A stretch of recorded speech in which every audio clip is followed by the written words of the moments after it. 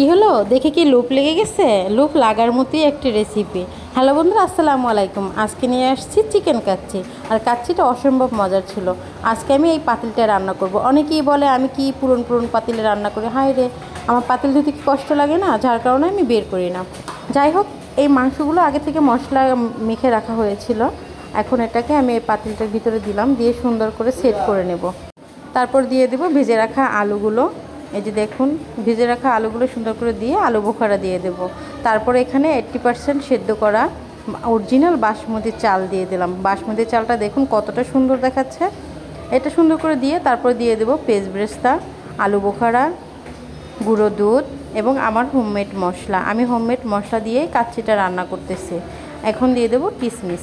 দেওয়ার পরে আবার আমি আরেকটা লেয়ারে চালগুলো দিয়ে দেব সম্পূর্ণ। দিয়ে এখানে আমি আবার আলু বোখারা দিয়ে দিলাম, গুঁড়ো দুধ দিয়ে দিলাম, হোমমেড মশলা দিয়ে দিলাম এবং কিশমিশ দিয়ে দেব। এই যে দেখুন, কিশমিশ দেওয়ার পরে দিয়ে দেব পেঁয়াজ বেরেস্তা, ঘি।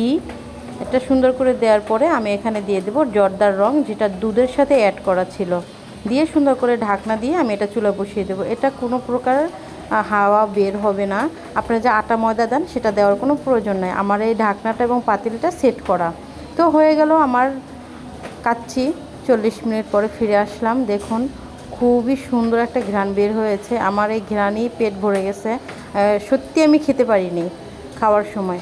যাই হোক, খুব মজাদার ছিল। আর আপনারা আমার পাশে থাকবেন, আমাকে ফলো করবেন, এরকমের সুন্দর সুন্দর রেসিপি দেখবেন। সবাই ভালো থাকবেন। আল্লাহ হাফেজ।